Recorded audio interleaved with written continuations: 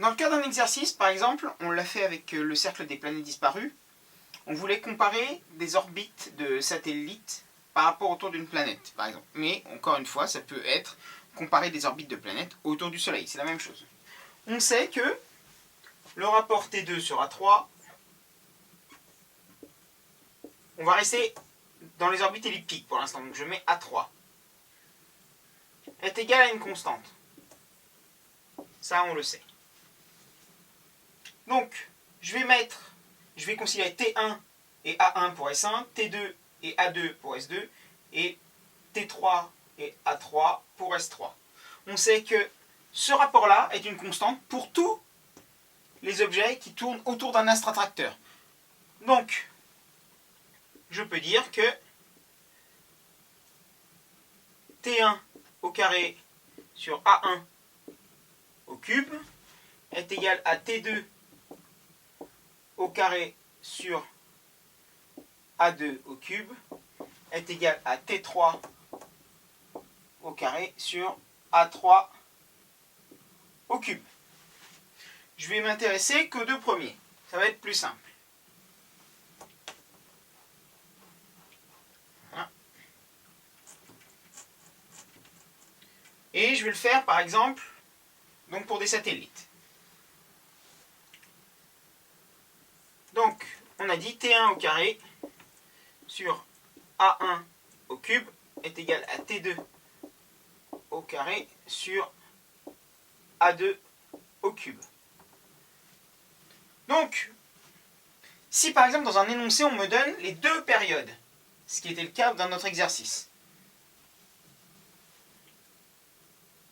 Par exemple, si je sais que T1 dans l'exercice, si T1 est supérieur à T2, on veut démontrer, d'accord, que A2 est supérieur à A1 ou vice versa. Donc qu'est-ce que je fais?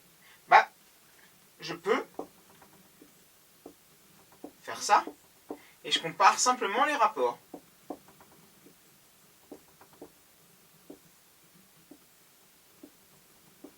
Voilà. Donc si je sais que T1 sur T2 est supérieur à 1, ça veut dire que T1 au carré sur T2 au carré sera positif, sera surtout supérieur à 1 même. Ça veut donc dire que A1 au cube sur A2 au cube est aussi supérieur à 1, puisque ça l'est. Donc on peut dire que A1 au cube est supérieur à A2 au cube, donc A1 supérieur à A2. C'est ce qu'on a fait dans l'exercice. On peut comparer des distances juste avec les rotations, juste avec les périodes de révolution.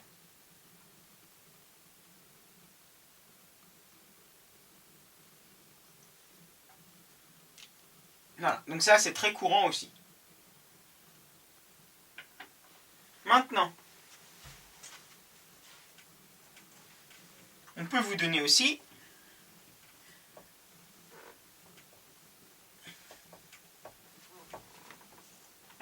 donc c'est valable autour du Soleil pour les planètes aussi, bien sûr.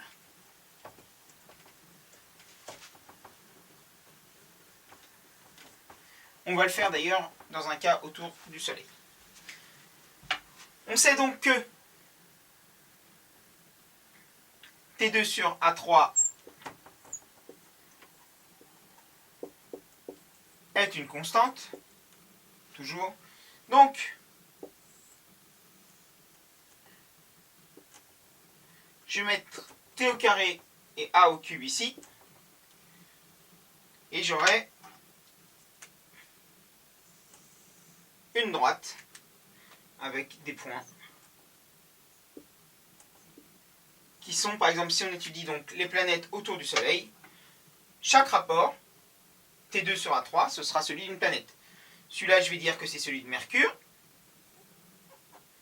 Celui-là de Mercure, Vénus, la Terre, Mars, voilà, par exemple, les 4 premières. Mercure, Vénus, la Terre et Mars. Les 4 premières planètes les plus proches du Soleil. Donc, ça on le sait. Donc, qu'est-ce qu'on peut dire? On peut dire que T2 est K fois A3. Puisque nous avons une droite, donc une fonction linéaire, qui passe par l'origine, donc T2 est K fois A3, avec K qui est donc le coefficient directeur de la droite, qui est la constante. K, c'est égal à la constante. Donc on peut vous demander dans la question d'après soit de déterminer cette valeur, avec toute la démonstration, soit on peut vous dire, déterminer le coefficient directeur de la droite, voilà, entre Mars et 0, puisqu'on sait que ça passe par 0. Voilà, donc K sera égal à T2 de Mars moins 0 sur A3 de Mars moins 0. Et vous auriez la valeur. Et donc, vous connaîtriez la valeur de K qui est 4 pi carré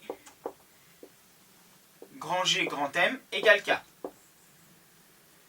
Puisqu'on vous fait calculer à partir du coefficient directeur, vous savez que cette valeur-là, c'est la valeur de la constante. On vous demandera de le démontrer. Donc, par ce biais-là, vous pouvez aussi calculer grand M. Voilà, grand M, ce qui serait égal à 4 pi au carré sur grand GK. Voilà. Avec K, toujours, T2 sur A3. Voilà. Donc, c'est une autre façon d'arriver à la masse de la planète. Voilà, on peut vous demander de jongler avec ça un petit peu aussi. Donc là, en l'occurrence, je l'ai fait autour du Soleil, donc pardon, c'est pas la masse de la planète, ce serait la masse du Soleil.